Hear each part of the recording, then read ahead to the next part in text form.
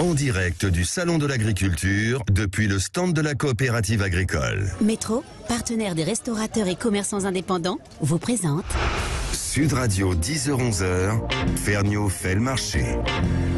Et quel marché, mes amis, quel marché, parce que ici, si c'est la plus grande ferme, c'est aussi le plus grand panier du marché que l'on peut rêver chaque année, le Salon international de l'agriculture. Je dis international parce que vous allez voir, ça a son importance. On est un peu franco-français chez nous en général.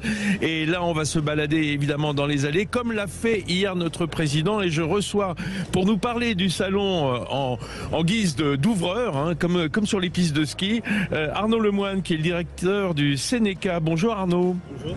Merci. Ah, je sais pas si on vous entend. Ah non, ça passe pas. Ça passe pas dans le micro. Monsieur Maël, notre technicien. Alors, est-ce que c'est mieux dans l'autre? Bonjour. Ah bah oui, là c'est beaucoup mieux. Là, tout de suite, la voix de stentor d'Arnaud Lemoine. Alors Arnaud, je disais, vous êtes directeur du Sénéca, et là, tout d'abord, ceux qui nous écoutent se disent, le Sénéca, c'est quoi? C'est l'organisme qui gère en fait le salon? C'est l'organisme qui est propriétaire du salon, mais pas que du salon de l'agriculture, du championnat du monde de cheval arabe, du salon du cheval de Paris et trois autres salons plus petits. Oui, le Sénéca, c'est très équin. D'ailleurs, ça pourrait s'appeler le Sénéquin. Et il y a cette belle perle qui est le salon de l'agriculture dans vos activités. C'est une vraie perle. Et c'est le plus gros salon qu'on a, et c'est le salon préféré des Français. D'ailleurs, en termes de visiteurs, je crois qu'il se place en tête en France. Alors, c'est pas de critiquer la concurrence, mais depuis que le salon de l'automobile fait moins, on est devenu le premier salon français. Oui. Voilà. Oui. Comme quoi, les bestiaux intéressent plus que les bagnoles. Mais c'est pas une mauvaise nouvelle, moi je trouve. C'est assez simple. On a beaucoup de bestiaux made in France, et des voitures, on a peut-être moins. Ah bah voilà, c'est pour ça, c'est le savoir-faire. Arnaud, je vous ai demandé d'être là parce que on a besoin de savoir, pour ceux qui vont visiter pendant une semaine, parce que ça va durer jusqu'à dimanche prochain. Là, on est parti pour 8 jours. On a besoin de savoir, lorsqu'on monte à Paris, ce qu'on va trouver. Et chaque édition du salon, alors, ça ne manque pas dans les médias parce que c'est très relayé évidemment, et notamment la visite du président de la République hier. Ça s'est bien passé? Ça s'est bien passé. Seul petit souci, des problèmes de circulation. Oui. Parce qu'il y a tellement eu de monde hier. On n'est pas loin du record quand même pour un samedi d'ouverture. Combien vous avez eu de visiteurs hier? Un tout petit peu moins de 100 000. C'est complètement dingue. C'est fou. Il faut être honnête, j'ai même pas trop les mots parce que au moment où tous les salons grand public baissent en fréquentation, oui, nous on n'est pas loin du record hier. Après, c'est le premier jour, il reste 8 jours. Donc, non mais on imagine que la fréquentation c'est autour de 750 000 sur les 9 jours. Le maximum qu'il y a eu c'est 750 000 et un bon salon c'est autour de 600 000. Bon, mais avec le démarrage de folie voilà. et la promotion qui est faite. Alors, ce qui est intéressant, c'est de se dire, oui, 100 000, ça paraît fou, mais c'est quand même une surface magnifique ici à la porte de Versailles qui vous est offerte. Enfin, pas offerte d'ailleurs. 37 000 mètres carrés. 37 000 mètres carrés. C'est utilisé, et c'est le seul salon qui utilise tous les halls de la porte de Versailles. Donc c'est énorme. Oui, c'est ça. Parce qu'il faut savoir qu'il y en a 7, je crois, en tout, des halls. Et c'est le seul salon où on trouve dans chaque hall. Alors, est-ce qu'on peut détailler ensemble, si on est visiteur? Évidemment, on va commencer dans l'ordre. Le 1, qui est vraiment historiquement le stand où il y a cette ferme d'élevage. Donc on arrive dans le 1. La première image qu'on a cette année, c'est quand même la vache égérie, Ovalie. Une salaire. Une salaire, et pas seulement une salaire, c'est aussi Ovalie, le symbole du rugby. Et pour la première fois, le salon a fait un partenariat avec la Coupe du Monde de rugby 2023. Ah, génial. On a voulu étendre un peu notre périmètre parce que l'actualité, on l'a fait. Mais parfois, il faut aussi se mettre dans celle des autres. Bon, alors, si on met une salaire, on n'est pas très loin de l'équipe de Clermont-Ferrand, mais enfin bon, on accueille tout le monde. Oui, c'est quand même l'Auvergne. Oui. Bon. Le hall 1, il est encore plus beau cette année que les autres années. On a encore plus d'animaux. Je crois qu'il y en a une quarantaine de plus. Tous les ans, on en a un peu plus et les gens sont toujours émerveillés devant des cochons cul noirs qui est énorme, d'une beauté sans nom, des vaches de toutes les régions et territoires de France. Je suis content que vous soyez sensible à cette esthétique du cochon. Oui. Du beau cochon. Ben oui, c'est magnifique. C'est magnifique. Ouais. Les gens viennent et sont émerveillés, il faut le dire, notamment des citadins, parce que ceux qui vivent à la campagne sont peut-être plus fréquemment au contact des animaux, mais les citadins, évidemment, ça reste magique. Oui, puis il faut être honnête, il y a des gens, des jeunes qui ont 14-15 ans, et c'est la première fois qu'ils voient ce type d'animaux, parce que comme on s'est beaucoup urbanisé, il y a plein de jeunes qui n'ont jamais vu d'animaux de ce type-là, et qui repartent quand même les yeux en pétard, au sens paillette du terme. Oui, alors on en parlera dans un instant avec le président de la NEFA, justement de comment réenchanter les métiers de l'agriculture, et ça en fait partie évidemment. Le salon, on peut voir des naissances de vocation ici, parce que comme vous le dites, ceux qui n'ont jamais vu ce qu'est le travail de la ferme, et bien tout d'un coup ils peuvent se rendre compte. Arnaud Lemoine, si on va dans le hall 2, qui est dans le prolongement, 2, c'est quoi? On passe aux céréales, donc tout ce qui est plantes, végétaux, etc. Un joli hall, souvent très animé parce que sur les stands il y a beaucoup d'animation. Évidemment, il y a presque autant de monde qu'aux animaux d'ailleurs, parce que c'est le circuit logique quand on arrive au salon. Une déambulation logique. Que dire? Beaucoup d'animation pour les enfants. D'accord. Dans le hall 2, pour leur apprendre ce que c'est qu'un végétal, comment il se nourrit, comment il grandit, etc.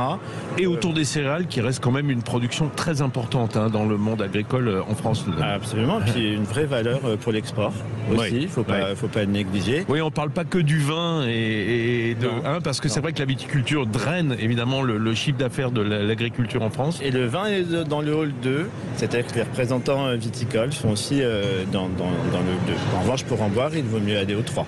Voilà. Et alors logiquement, parce que le 3, c'est les régions. Le 3, c'est les régions, avec une petite particularité cette année. Les régions sont divisées en 2.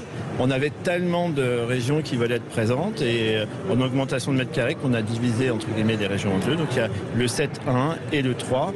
Et là, c'est terroir, territoire, goût et tout ce qui va avec. Bon, alors c'est là que souvent ça draine une clientèle de jeunes qui viennent un petit peu se mettre sur le toit. On les voit souvent traîner parce que, évidemment, on propose des spécialités et notamment de la bière, du vin, etc. à consommer sur place. C'est un peu difficile à gérer ça, non? Parfois. C'est dur à gérer parce qu'il y a de plus en plus de jeunes qui viennent, ça c'est le côté positif. Et le côté négatif, c'est qu'ils voient parfois le salon un peu... comme un after. Comme un after, voilà. Ce que le salon n'est pas, et d'ailleurs on a créé un process cette année qui s'appelle la SIA Attitude, une sorte de process pour faire respecter un minimum de règles de convivialité et de sécurité. Et le fait qu'on soit devenu le premier salon de France, ça nous donne aussi cette responsabilité supplémentaire de faire attention à nos visiteurs et que les visiteurs entre eux fassent attention. Vous y êtes de plus en plus attentif année après année, et je pense qu'il y aura encore des mesures supplémentaires prises pour l'année prochaine. Exactement, je pense qu'on fera encore plus attention l'année prochaine parce qu'on veut accueillir tout le monde dans de bonnes conditions. Alors le hall 4 dans lequel nous nous trouvons, si vous visitez ce matin et que vous voulez nous retrouver, c'est un peu un hall institutionnel. Oui, c'est le hall des institutionnels, c'est le hall des services, c'est le hall, j'allais dire, où on réfléchit un peu plus, le rôle où les politiques passent, prendre le pouls syndical, territorial. Ça, la stratégie s'élabore ici, en matière du monde agricole. Probablement, oui. Et peut-être tôt le matin aussi. Oui. Voilà. En dehors des heures d'ouverture. Peut-être en dehors des heures d'ouverture, absolument. C'est vrai. Mais je profite juste d'avoir le micro pour dire, on ne le dit jamais, le nombre de personnes qui travaillent au salon, parce qu'après je vais oublier, c'est 10 000 personnes. 10 000 personnes, 10 000 employés le temps du salon. Le temps du salon, sur les stands et dans la gestion du salon, c'est 10 000 personnes. C'est ahurissant. Dont 500 étudiants et qui valident leurs acquis au salon de l'agriculture. Alors énorme. Sur 37 000 m², moi le compte est facile, il y a presque 4 m² par personne qui travaille, c'est bien. C'est pas mal. C'est mieux que dans certains élevages, 4 m² par bestiaux.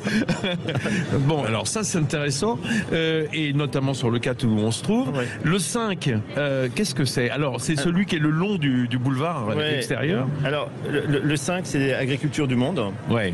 Donc c'est nos amis étrangers qui viennent montrer ce qu'ils font de bien.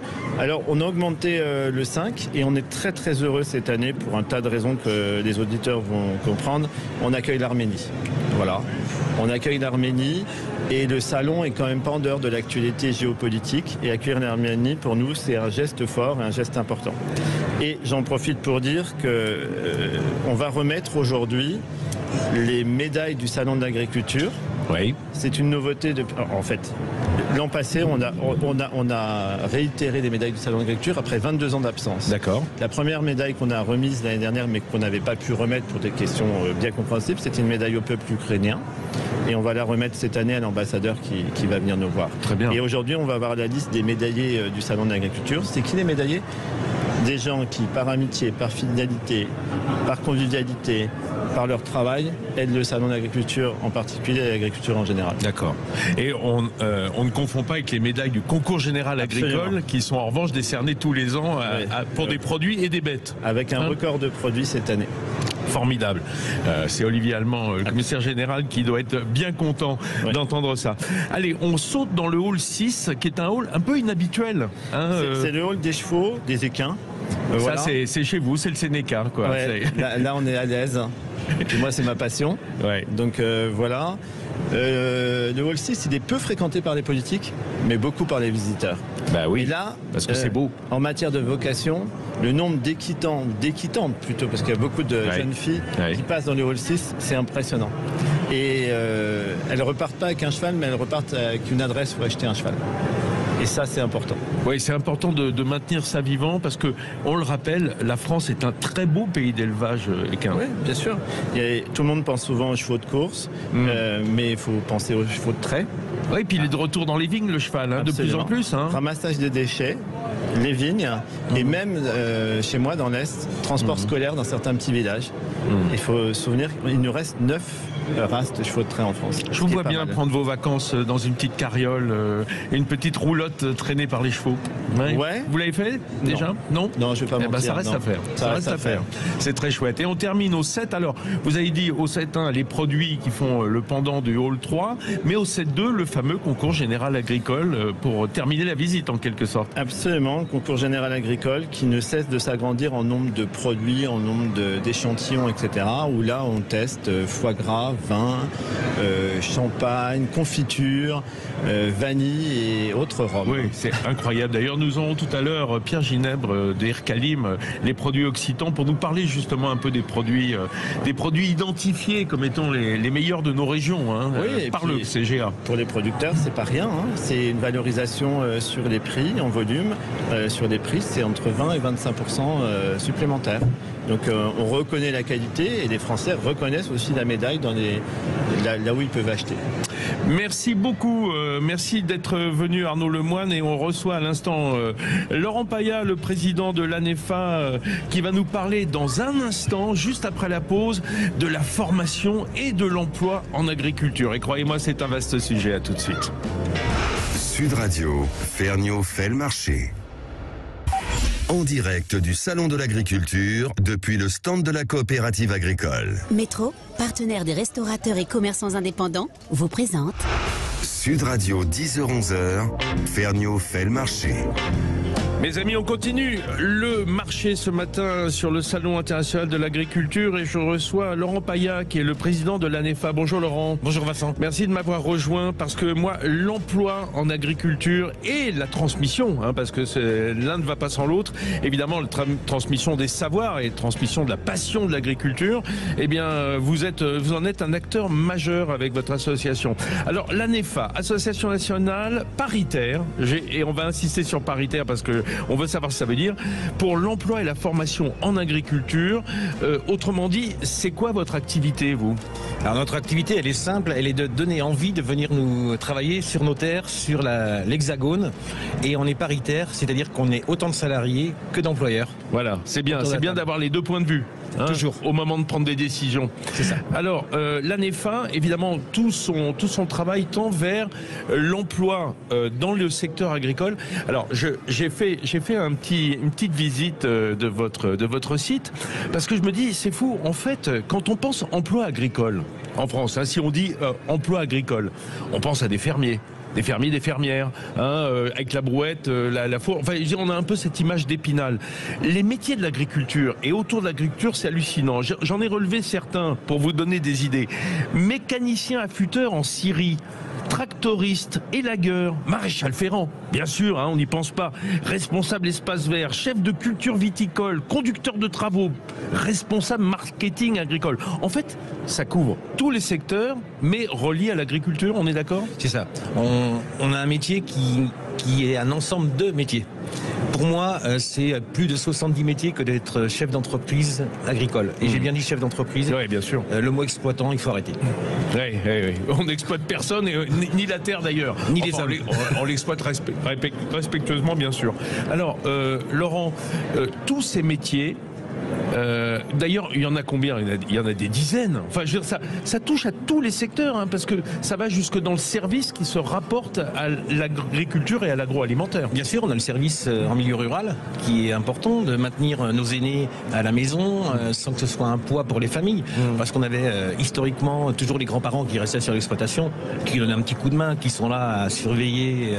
Et aujourd'hui, on a tous ces jeunes qui ont envie de se lancer dans le maintien à domicile, et donc c'est ce qu'on appelle le service aux personnes. Vous dites qui ont envie, alors tout est là, le mot envie. Est-ce que les jeunes aujourd'hui ont envie de se lancer dans des métiers de l'agriculture, ou est-ce qu'ils le font contraints ? Alors, c'est toute la difficulté, c'est qu'on est encore sur des vieilles images, le tas de fumier n'est pas encore sorti de la cour de la ferme. Et notre job à l'ANEFA, c'est de dire, voilà, aujourd'hui les métiers ils ont énormément évolué. On a des robots qui vont cercler les vignes. On a des conducteurs de drones. On a de l'informatique embarquée sur les tracteurs qui vont mettre pile poil la petite dose qui manque sur un champ de 100 hectares. On traque les bêtes, on met des balises GPS sur certaines bêtes en montagne. C'est le cas pour la traite. On a des camions robots de traite qui montent dans les montagnes, dans les estives.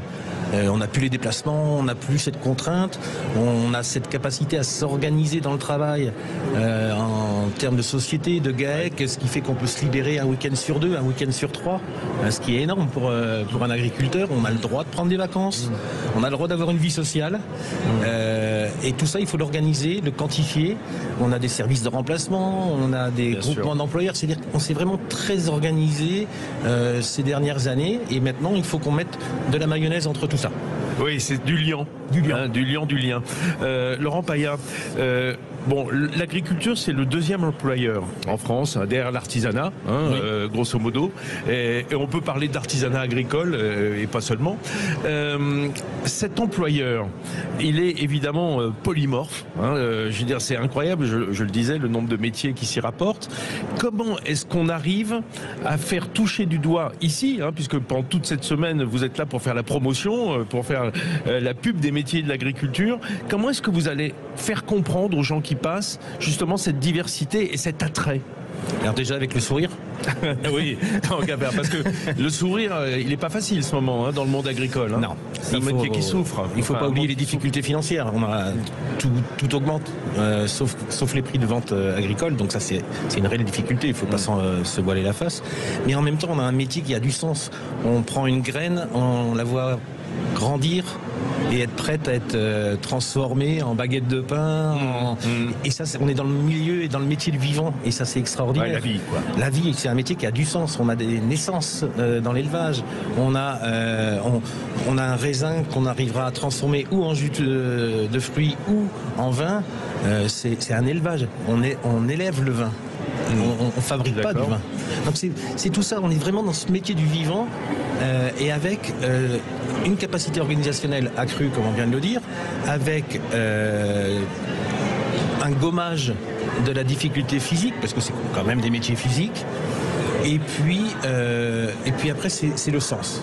Pour moi, on a un métier de du sens à sa vie. C'est ça. Et notamment quand on parle aux jeunes, parce que il y a tout cet aspect emploi, mais aussi formation que vous prenez en compte. Il est vrai que lorsqu'on réfléchit à ce monde agricole et qu'on réfléchit aux nouvelles générations qui arrivent sur le marché du travail, je dirais que dans nos générations, on s'occupait beaucoup plus de production et de gagner sa vie et de gagner bien sa vie. Donc le revenu était beaucoup plus important qu'aujourd'hui, où les jeunes peuvent accepter peut-être de faire des métiers moins rémunérateurs, mais à condition de trouver du sens et du respect pour ce qu'ils font. Alors ça, c'est la petite leçon du Covid. C'est la petite leçon du Covid qui est super sympa, sur lequel on essaie de rebondir. Il y a toujours un bon côté à une médaille, et c'est de se dire qu'on a un espace de vie. Moi, quand je quitte la maison, je fais un pas et je suis au travail. Je ne me suis pas mis 1 heure de transport. J'ai pas été. Donc une qualité de vie induite, vous voulez dire? Clairement. Pour ceux qui aiment la campagne, faut être clair. Oui, quand même. Ça, et puis de facilité d'organisation. Si je dois m'arrêter 1 heure pour aller mener ma fille à l'école, pour faire quelque chose en famille, je peux. Je peux m'offrir ce luxe de m'arrêter 1 heure. Je ferai 1 heure plus tard, mais on n'est pas sur des standards de travail où tout le monde embauche à la même heure, débauche à la même heure. Moi, les ouvriers, j'ai 7 salariés sur mon exploitation. Où ça? Bellegarde, dans le Gard. S'ils doivent prendre une demi-journée, ils la prennent. C'est ça. C'est à taille humaine. Alors, disons-le aussi, l'ANEFA, vous avez une fonction de mettre en relation les employeurs et les employés. Serait-il permanent ou saisonnier, par exemple, parce que vous touchez également les deux secteurs. Pour autant, vous n'êtes pas un substitut à Pôle emploi. Et non. Vous n'êtes pas là pour placer. Et si. Mais pas dans la même optique. Eh bien, on a quand même créé aujourd'hui on a une bourse de l'emploi au sein de l'ANEFA, et elle est fusionnée avec Pôle emploi. Ah voilà, donc vous travaillez de concert. C'est ça. Ouais, ça c'est formidable, mais évidemment que dans le secteur agricole. Une dernière question, comment est-ce qu'aujourd'hui, alors vous disiez avec le sourire, au-delà de ça, comment est-ce qu'on peut réenchanter l'image de l'agriculture pour des jeunes qui arrivent sur le marché, et peut-être, ou même des moins jeunes, des gens qui sont en recherche d'une nouvelle vie professionnelle, de reconversion. Quels sont les atouts majeurs, en dehors du fait de vivre dans la nature et d'être au grand air? Il y a ce qu'on a dit, la multitude de métiers. Il y a une place pour tout le monde, et quelles que soient ses capacités physiques. Et ça, c'est extraordinaire. C'est-à-dire qu'il faut savoir souder, il faut savoir s'organiser, il faut savoir être chef d'équipe, il faut savoir mener des engins, savoir les réparer. Et peut-être avoir un respect de la planète qui s'était un petit peu perdu. Enfin, ça marche ou pas? Oui. De toute façon, ne serait-ce que financièrement, on ne peut plus faire n'importe quoi avec les produits qui nous sont proposés. Donc on essaye de faire du beau, du joli. Moi, je sais que quand je traverse la France, c'est un pur bonheur de voir nos paysages entretenus par notre métier. Oui, et façonnés par la main de l'homme dans ce qu'ils ont de plus beau parfois, quand on est respectueux. Merci beaucoup. Je rappelle que si cela vous intéresse, si vous êtes en recherche d'emploi ou d'une formation autour du monde de l'agriculture, allez donc visiter le site de l'ANEFA. Merci Laurent Paillard d'être venu nous voir ce matin. On se retrouve dans 1 minute et on parle de beaux produits, parce que c'est ça aussi le salon de l'agriculture. En direct du Salon de l'Agriculture, depuis le stand de la coopérative agricole. Métro, partenaire des restaurateurs et commerçants indépendants, vous présente Sud Radio, 10h-11h, Ferniaud fait le marché. Elle est toujours sur le salon de l'agriculture en direct ce matin sur le hall 4. Si vous nous rendez visite, ça nous fait plaisir. On est sur le stand de la coopération agricole, à peu près au milieu du hall 4, sur l'allée 1. Voilà, venez nous voir pour encore 1 demi-heure. Puis après, il y aura d'autres programmes, je vous le dirai tout à l'heure en fin d'émission. Et je reçois ce matin Pierre Ginèbre, qui est le directeur général d'IRCALIM. Alors qu'est-ce que c'est IRCALIM? C'est l'Institut de la qualité et les produits de qualité occitan. IRCALIM. Et Dieu sait qu'il y en a. Bonjour Pierre. Bonjour à tous.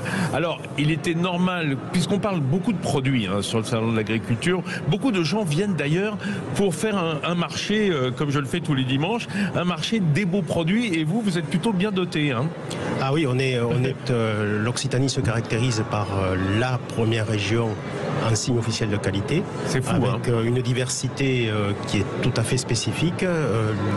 On va des produits de la mer à des produits de montagne, avec des cultures différentes, des régions différentes et des terroirs particuliers. On va détailler ça, et c'était normal que je vous reçoive en ouverture, parce que vous savez qu'à Sud Radio, on a toujours une partie de notre cœur, le ventricule gauche, je vais dire, qui bat du côté de l'Occitanie. C'est bien normal. Alors, vous le disiez, une diversité de produits. Alors, c'est d'abord dû au fait que l'Occitanie, c'est une très grande région géographiquement. Alors, vous avez tout à fait raison. C'est une très très grande région. C'est très spécifique aussi, parce qu'on a aussi la spécificité d'avoir une zone de montagne importante. On a à peu près 2/3 de la SAU qui est en zone de montagne.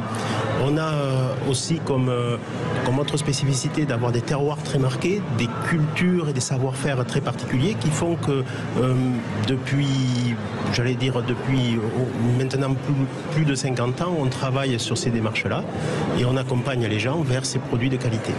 Alors, quand on parle de région, c'est vrai que l'Occitanie, c'est un grand panier de belles régions et qui sonne à l'esprit. Alors, on disait évidemment le Languedoc, le Languedoc qui soit maritime ou le Languedoc un petit peu d'altitude, d'arrière-pays. Il y a tout ce bas du Massif central qui est le Rouergue. Oui. Et ça aussi, c'est une région d'élevage et de culture absolument magnifique. Et puis, Languedoc, qui dit Languedoc, dit Roussillon, qu'on descend jusqu'à... Et puis ensuite, tout ce large sud-ouest autour de Toulouse et des départements qui s'y rattachent. Puis, évidemment aussi, le Tarn. Voilà, dès qu'on remonte un peu vers le Massif central, et on va jusqu'aux portes de la Nouvelle-Aquitaine, du côté du Gers, pour monter jusqu'au Lot, même, dans le Quercy. Donc, effectivement, une diversité régionale qui est hallucinante et qui est accompagnée par des produits formidables. C'est ça. Et la spécificité aussi, c'est quand on parle Occitanie, on peut parler tourisme, on peut parler alimentation, on peut parler culture. On a des cultures très spécifiques, avec très particulières. On va des manadiers avec la culture que l'on retrouve dans le Gard, jusqu'aux cultures du Roussillon, jusqu'aux cultures du Gers. On a vraiment des spécificités propres. Et même à l'intérieur de ces départements, on a encore des spécificités ou des lieux. En fonction des vallées, quand on va dans les Hautes-Pyrénées, quand on change de vallée, on change de culture et on retrouve des produits, on retrouve un savoir-faire, un patrimoine. Et tout ça, c'est la force de notre agriculture, mais c'est aussi la force de notre tourisme, c'est la force économique de notre région. Et alors, l'appellation qui est communément, je dirais, portée par les amateurs, c'est l'appellation Sud-Ouest, que vous partagez avec la Nouvelle-Aquitaine, en quelque sorte, ce Sud-Ouest. Mais l'Occitanie, c'est vraiment le Sud-Ouest, dans l'esprit des visiteurs. Alors, c'est le Sud-Ouest, c'est aussi Sud de France, le sud, de l'autre côté. C'est le Sud, avec des cultures, des produits particuliers, mais qui s'associent très bien. On a la chance de pouvoir à peu près consommer d'Occitanie tous les produits, tous les types de produits, avec des spécificités particulières et alors avec des savoir-faire particuliers. Produits sous signe de qualité. Oui. Ah, ça, c'est un sujet qui m'intéresse, parce que, évidemment, le signe de qualité, que ce soit le label rouge, l'IGP, l'AOP, ou même, je sais pas moi, un label bio, par exemple, ce sont des aides pour le consommateur pour s'y retrouver. Et on parlera évidemment ici des médailles du concours général agricole qui seront décernées en fin de semaine. C'est ça. Ce sont des outils qui datent pour les premiers du début du XXe siècle, puisque c'est en 1905 les premières démarches sur le monde viticole.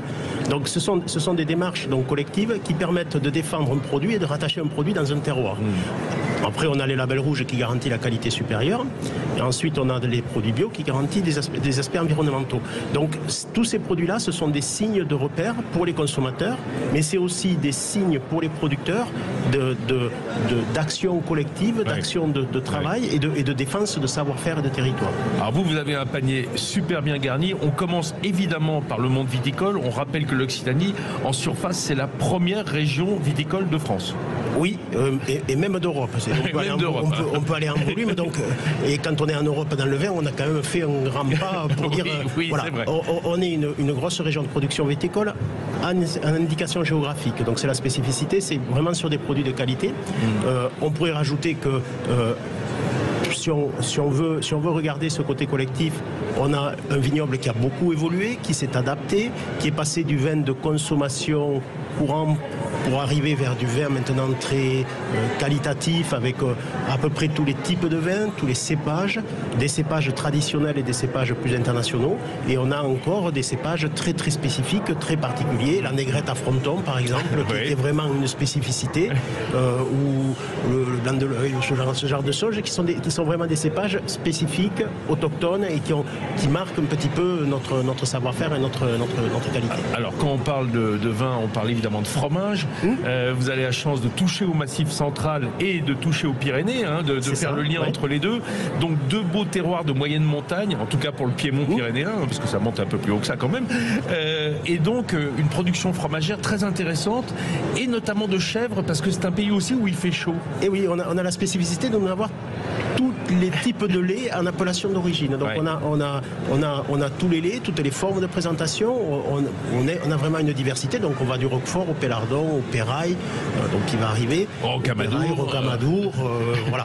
On trouve vraiment le bleu d'Écosse. Enfin, on trouve plein de produits et plein de spécificités. Alors vous parlez de bleu d'Écosse, c'est important parce que le bleu d'Écosse, c'est le pendant du Roquefort en fromage de vache. Et ce Causse, qui est largement occitan, on va dire, c'est une spécificité extraordinaire parce que le Roquefort, c'est un fromage qui n'existe que chez nous et qui est surtout en lait de brebis.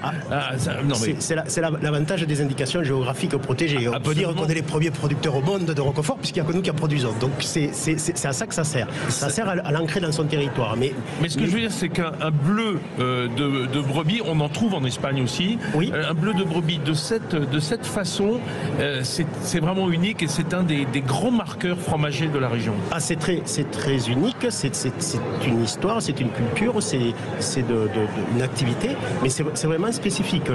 La particularité du Roquefort, comme du Rocamadour, du Pélardon, ce sont des produits qui ont leur propre spécificité qu'on retrouve là et qui sont issus d'un savoir-faire. Souvent, on peut parler aussi de la gueule, et qui sont souvent issus de millénaires, voilà, et qui ont su évoluer et s'adapter, mais qui ont gardé leur spécificité de terroir basée sur des productions et des produits spécifiques. Alors vous disiez, comme on touche la mer avec l'arc languedocien et le roussillon, aussi des produits maritimes et notamment les huîtres. Alors les huîtres, et puis alors, un petit focus aussi puisque c'est quand même une spécificité. On a la première pêcherie reconnue en écolabel. Ça veut dire que c'est une pêcherie sur le thon, donc à 7. Donc c'est du thon rouge de Méditerranée, dont la gestion et la gestion du stock et la façon de pêcher ont permis à cette pêcherie d'être la première reconnue en France, donc comme écolabel. D'accord. Ben ça c'est important et c'est bien de le signaler. Oui. Parce que c'est vrai que la pêche en Méditerranée, elle n'est pas souvent mise en avant, à côté évidemment du grand port de Boulogne-sur-Mer ou des grands ports bretons. Oui. Et là il y a une volonté justement d'en tirer le meilleur parti. C'est ça. Et puis bon, la Méditerranée, contrairement à l'Atlantique, c'est quand même un vase clos. C'est-à-dire il y a la capacité de pêche en Méditerranée est plus restreinte que ce qu'on peut retrouver chez nos voisins en Atlantique. Ou la Manche. Ou la Manche. Mais par contre, plus restreinte ne veut pas dire moins qualitatif. La preuve, puisque nos pêcheurs sont les premiers à avoir obtenu cet écolabel. Voilà. Et bien sûr, après, on va retrouver autour du bassin, on va retrouver des spécificités. On a l'anchois de Collioure, on a les huîtres de Thau qui sont en train de monter un projet autour d'une IGP. Et on va trouver comme ça des spécificités un peu particulières autour de ce bassin méditerranéen. Pierre Ginèbre, Ircalim, le boulot, c'est évidemment d'identifier et de faire la promotion de ces produits occitans. Mais il faut savoir ici que grâce au Hall 3, le hall des régions, les gens peuvent venir et acheter ces produits. Ils vont les trouver ici et pouvoir faire leur marché. C'est ça, ils vont en trouver. C'est la spécificité de ce salon-là, c'est que finalement, c'est le meilleur de l'Occitanie qui est amené à Paris avec des véritables producteurs avec qui on peut travailler, on peut discuter, on peut échanger, ils ils savent de quoi ils sont parlés. C'est pas des revendeurs, c'est des gens qui produisent des produits. C'est ça. Hein. C'est comme un marché de producteurs. C'est comme un marché de producteurs. C'est peut-être le plus grand marché de producteurs de France. Oui. Voilà. Donc c'est un moment vraiment. Il y a vraiment les deux aspects. Il y a l'aspect vente, mais il y a aussi l'aspect contact, information. Vous savez, il y a quelques années en arrière, on disait qu'en France, on était toujours tous des descendants de. Quand on regardait, notre grand-père était en agriculture. À 3 générations, on est tous des paysans. On est tous des paysans. Alors c'est un petit peu vrai maintenant. Par contre, l'attachement des Français à leur alimentation et au monde agricole, on le voit lors de ces salons, qui est peut-être l'un des salons qui reflète le mieux cet attachement à nos produits et à nos agriculteurs. Bon, et on peut imaginer, on n'avait pas parlé des huiles d'olive, parce que vous avez aussi de belles huiles d'olive, hein, surtout sur le côté gardois et languedocien. Hein. C'est ça. On n'a pas parlé des médailles du concours général agricole. Vous imaginez encore une jolie petite pluie, une petite brune de médailles? On espère même que ça va être plus qu'une brune. Un orage. On n'est pas. On a toute confiance dans nos producteurs pour en ramener beaucoup. Ce qu'il faut comprendre, c'est que c'est la reconnaissance vraiment du travail et d'années d'engagement et d'années de travail. Ouais. Ces médailles-là, c'est vraiment quelque chose de fort pour. Il y a la plus-value qui va naître faite, mais il y a aussi la reconnaissance entre pairs des bons produits et des bons producteurs. Ça fait toujours plaisir. Merci beaucoup Pierre Ginèbre et bravo à tous les producteurs de beaux produits occitans qui sont aujourd'hui présents et ceux des autres régions aussi, hein, parce qu'on n'est pas sectaire. Hein. Exactement. Ah non, vraiment pas. Et il faut tout, puis il y a de la qualité ici. Allez, on se retrouve dans une minute et on va vous parler d'un élevage, mais un élevage un petit peu différent. À tout de suite. Sud Radio, Ferniaud fait le marché. En direct du Salon de l'Agriculture, depuis le stand de la coopérative agricole. Métro, partenaire des restaurateurs et commerçants indépendants, vous présente Sud Radio, 10h-11h, Ferniaud fait le marché. Oui, on est toujours au Salon de l'Agriculture et effectivement, je reçois ce matin Julien Job. Bonjour Julien. Bonjour. Descendu des Hauts-de-France avec dans son camion des chameaux et des dromadaires. Et oui, non, on ne rêve pas effectivement. Les Hauts-de-France, ça fait du chameau aussi. Alors l'idée était ce matin de vous parler des animaux du monde qui sont présents sur le salon, parce que vous êtes un peu le représentant de tous ces animaux d'élevage alternatifs, on va dire, hein, pour nous. Oui, c'est un peu ça.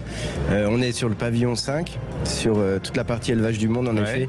Et on a amené des yaks, des watusi, des zébus, donc toutes ces sortes de vaches un peu exotiques. Watusi, c'est plutôt Afrique du Sud, hein, oui, c'est ça. C'est les vaches qui ont les très longues cornes. Ouais, c'est ça. Des zébus, alors on le sait, ils ont une bosse sur le dos, mais c'est pas très loin du watusi. Voilà, c'est un très proches cousins. Tout ça, c'est les vaches africaines. Voilà, et les yaks sont plus asiatiques puisque ça va être du Tibet, de Mongolie, et voilà. Mais qu'est-ce qui vous a pris, vous, Julien Job, éleveur dans les Hauts-de-France, à Maubeuge, de faire ces animaux-là? Est-ce que si je l'avais su, je l'aurais fait? Je suis pas sûr. Non. Vous êtes fait avoir. Disons que je suis. Vous avez vendu un zébus sans savoir. Oui, c'est ça. Je suis très naïf, moi. Oui. Non, mais disons que je suis grand passionné d'animaux. J'ai voulu commencer à faire des grandes études et je dis non, je préfère mes animaux. Donc à un moment donné, il fallait bien être rationnel et il fallait bien du fait en vivre. Et ça a pris des proportions monstrueusement énormes, puisqu'aujourd'hui, 20 ans après le début de mon entreprise, il y a quand même 80 chameaux dans le jardin. Ah, ouais, ça commence à faire. Un jardin un petit peu désertique ou un vrai jardin? Un vrai jardin de Nord, avec des haies, des chardons, de l'herbe. Oui, on a tout du Nord. Ouais. Alors, évidemment, ce matin, je voulais que vous révisiez, vous qui nous écoutez, votre jugement sur la plus grande ferme de France et peut-être du monde, à savoir qu'il n'y a que des vaches et des cochons. Pas du tout, vous l'avez compris, il y a des chameaux. Alors vous dites camelier, c'est-à-dire que c'est votre métier. Vous êtes éleveur de chameaux avant tout. Oui. La croissance de mon élevage fait qu'on a surtout rencontré d'énormément de quantités de personnes. Quand on est atypique, soit on plaît, soit on déplaît. Mais quand on plaît, on est clivant. Quand on plaît, on a beaucoup d'intéressés. Et en fait, moi, ce qui m'a permis d'avancer, c'est de croiser une quantité faramineuse de personnes qui tiens, moi, j'ai fait ça, moi, j'ai vu ça, moi, si. Et je me retrouve maintenant à avoir des amis dans le monde entier qui me racontent ce que c'est qu'une économie de chameaux, d'où la production laitière, d'où le tourisme, donc tout cet équilibre qu'on présente aujourd'hui au Salon de l'Agriculture, puisque je suis quand même arrivé à être le seul producteur français de lait de chamelle pour le moment. C'est extraordinaire. J'espère pas être le seul. Mais on en est là. Julien Job, vous venez de dire le mot lait de chamel. Moi, je me demandais justement si vous les éleviez juste pour l'agrément, pour les mettre dans des zoos ou dans des parcs d'attractions. Non, l'idée, c'est quand même la production laitière. On est d'accord ? En fait, mon idée principale n'était pas de faire du lait. Sauf que moi, je suis cavalier à l'origine. C'était super drôle de monter sur un dromadaire.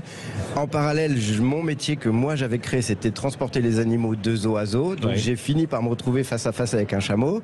Et ça arrive dans la vie d'un transporteur. Oui, des fois, ça arrive. Et donc j'ai commencé à apprendre ce que c'était que cet animal, ce qu'on en faisait. Il a commencé à être touristique.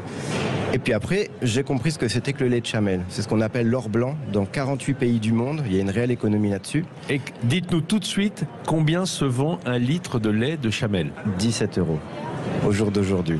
Alors que c'est combien le lait de vache ? En moyenne, c'est autour de 30 centimes, non ? Un truc comme ça ? 50. Ouais, allez. Il y a l'inflation. Oui, c'est ça. 50 centimes.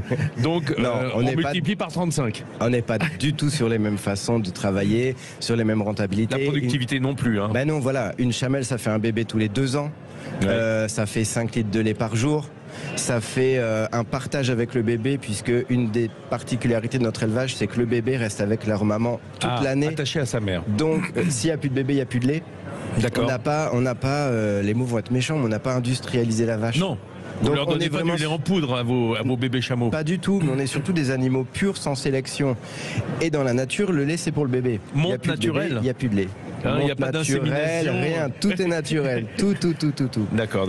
Même leur sale caractère, quand elles n'ont pas envie que je les traite, tout est naturel. Bon, alors, je vais vous poser la question qui fâche. Parce que il se trouve que j'ai fait le Dakar, moi, le dernier Dakar en Afrique pour France Télévisions à l'époque. Et j'avais fait un reportage sur le lait de chamel en Mauritanie, avec lequel on faisait du camembert. Franchement, c'était pas bon, quoi. Eh ben... Qu'est-ce que vous en faites de votre lait ? Comment vous le valorisez ? Le gros intérêt du lait, c'est ses vertus. Il est absolument anti-allergène. Et ça, c'est scientifiquement prouvé. D'accord. Il est 10 fois plus riche en fer, il est 3 fois plus riche en vitamine C. Ah d'accord. Donc les nutriments. On a vraiment, en fait, une petite potion magique naturelle. Et c'est comme ça qu'il faut le considérer. C'est pas un lait pour boire, pour manger ses chocs à pic le matin. Ça coûte trop cher pour ça. Donc ces vertus sont là. Comment on l'exploite ? Eh bien, on l'exploite, nous, en lait pasteurisé, en lait fermenté, donc la base du yaourt, en fait, où là, on va avoir tous les bons éléments du lait. Et, comme en France, quand on boit du lait, c'est pas trop ça, on n'est pas trop amateur de lait, on fait du fromage, en effet. Bah oui, on pense fromage, c'est notre façon d'être. Donc, aujourd'hui... sûrement mon petit côté marketing fait qu'il fallait un produit d'appel pour parler du lait et on a fait du fromage. Et c'est quoi comme genre de fromage ? Alors, une tome, ici sur le salon, alors faut vraiment entendre sans être pompeux, mais je suis le premier producteur européen de fromage français. Pas que je suis le meilleur, mais que je suis le seul. Chameau. De chameau, évidemment, oui, bien sûr. Oui. Donc pas je suis le seul, mais il n'y a rien encore. On est vraiment sur les bases de tout. Aujourd'hui, sur le salon de l'agriculture, on présente un fromage du type halloumi.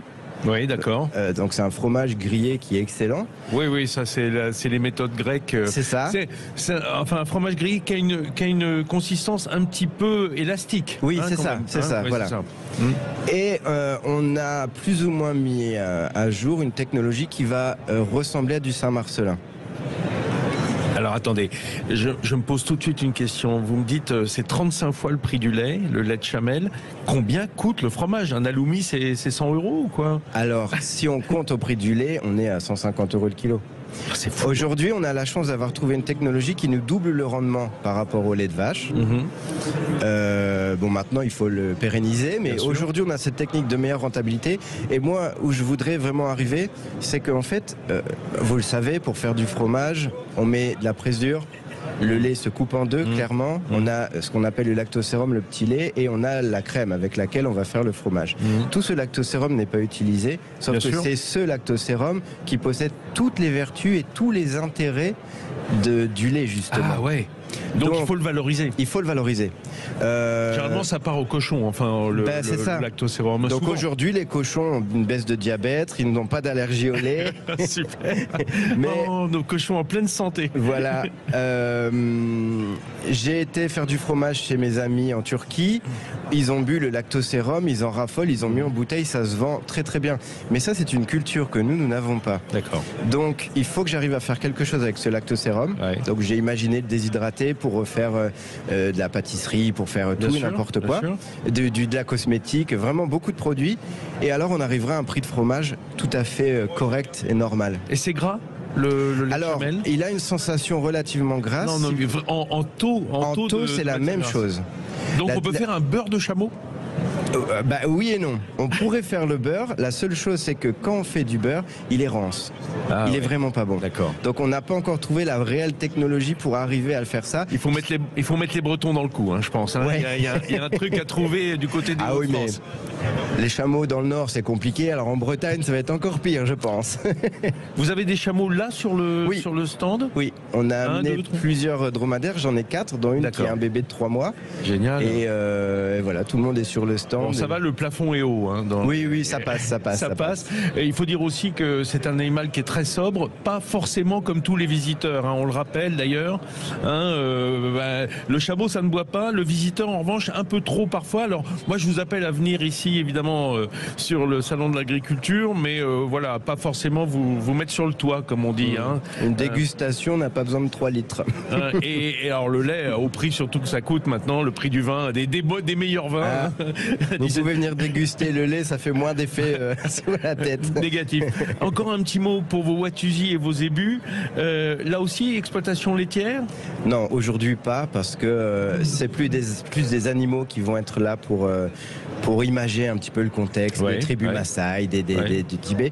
Donc ça nous permet d'avoir une certaine poésie, mais c'est vrai que c'est des animaux qui sont exploitables de la même façon. Et puis alors là, le beurre de yak, excusez-moi, là je pense au Tibet, le beurre de yak rance dans le thé, je pense que c'est une des plus mauvaises choses au monde que l'on puisse consommer. Eh ben vous voyez, je suis content parce que moi j'ai pas essayé. Je vous le conseille pas, parce que franchement, le bon beurre, il n'y a pas meilleur, mais le mauvais beurre rance, il n'y a pas pire. Hein, ça fait vraiment le grand écart. Encore un mot, Julien Job.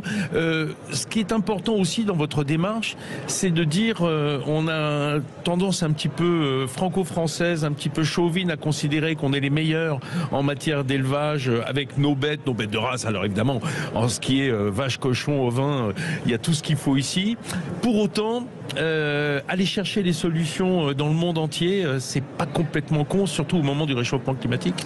C'est un animal qui peut s'adapter, qui n'aura jamais la production d'une vache, dit quoi que ce soit, mais je pense que c'est un excellent axe de diversification qui amène un produit noble.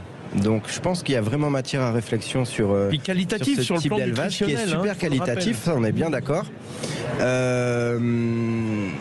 Beaucoup de pays sont capables de nous apporter beaucoup de solutions. Il suffit en effet d'aller les chercher. Mais figurez-vous, j'étais encore en Algérie il y a 2 mois pour présenter notre fromage plus halal, bien sûr. Tout dans les cordes. Tout dans les cordes. Tout dans les voilà. Eh bien, figurez-vous que je suis assez surpris de recevoir des ambassadeurs des universités de divers pays qui viennent chercher chez nous la French Touch. Et j'étais assez surpris que même si c'est un produit de chez eux, on est capable d'apporter quelque chose, nous Français, chauvins du monde agricole, vraiment quelque chose qu'ils ne savent pas faire. Alors je pense qu'il y a un superbe échange qui est capable de se mettre en place avec tout ça. Ça serait vraiment dommage de passer à côté. Je trouve ça excellent, moi. En fait, on vous a donné la matière première, mais la transformation française en matière de fromage, elle a pu approuver qu'elle est sans doute la meilleure du monde. On peut rester fier de notre agriculture puisque les gens viennent la chercher, même au travers d'un chameau qui pourtant n'est pas connu ici. Vous nous rappelez où vous êtes ? Au Hall 5 ? Alors on est au Hall 5, pavillon 5.2, derrière les dom-toms. Bon, génial, derrière les dom-toms. Derrière les dom-toms. Et ça chante et ça danse, hein. Il y a de la musique, hein. Et les chameaux, ils aiment ça, hein. Ils dansent avec, dans l'ambiance. Oui. Bon, j'espère qu'ils seront pas trop fatigués dans une semaine. On prendra des nouvelles. Je dis chameau, mais c'est dromadaire, hein. Camélidés, enfin, le chameau, c'est le nom générique de tous les camélidés. Et aussi. Incluant lama, alpaga, voilà. C'est toute leur famille, c'est ça. En Amérique du Sud, en fait, il n'y a qu'en Europe qu'il n'y a pas de chameau endémique. C'est ça. On va dire, de camélidés endémiques. Oui, merci, Julien Job. Voilà. Voilà, mes amis, c'est terminé. Malheureusement, moi, je vais passer la semaine ici. Donc, si vous voulez me retrouver dans les allées, ne vous gênez pas. Dimanche prochain, on se retrouvera à 10h. Vous en avez l'habitude pour Ferniaud fait le marché. Et on sera encore sur le salon. On a fait l'ouverture ce matin. Normalement, on devrait faire la fermeture dimanche prochain. Moi, j'aime bien. Comme ça, j'englobe tout. Direction le journal de 11h. Et après, vous retrouverez en toute vérité d'Alexandre Devecchio, lui aussi en direct sur cet espace de la coopération agricole au Salon d'Agriculture Hall 4. Et puis ensuite, c'est ça la France. Nathalie Schrengema, elle aussi en direct ici sur ce Salon d'Agriculture. Et même, vous la retrouverez un petit peu plus tard après le déjeuner pour une autre émission. Voilà, c'est maintenant terminé pour moi. Je commence ma journée de dégustation.